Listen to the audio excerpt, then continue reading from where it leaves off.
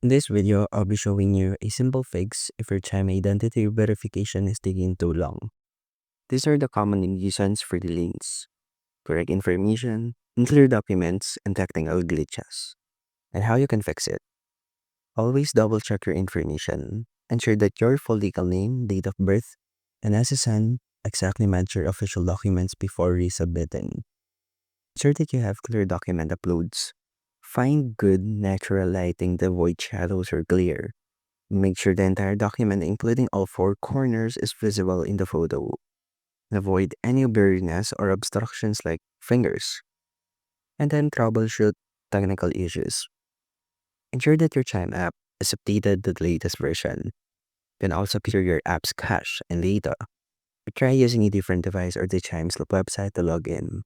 You can also temporarily disable any VPNs or browser extensions that might interfere with the process.